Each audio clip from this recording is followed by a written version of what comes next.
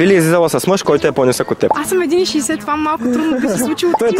Той вече ще се тръгва. Ела тук да си поговорим. Готова ли за да участваш? Винаги. Чувала съм за вас, сестра ми има комплект и ги харесах много, но самата аз нямам. Случвало ли ти се да робиш в телефона на гаджето си и ако да, какво откри? Не му робя в телефона, обичам да му разглеждам галерията, защото има снимки, които не съм виждала. Той вече ще се тръгва. Изневяра ли е, ако твоят приятел харесва снимки на други жени в Инстаграм?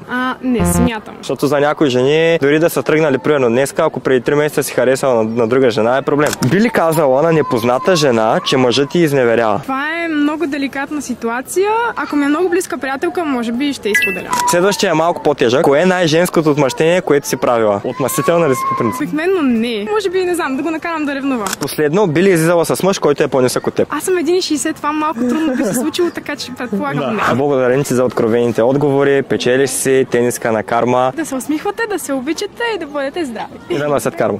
Разбира се.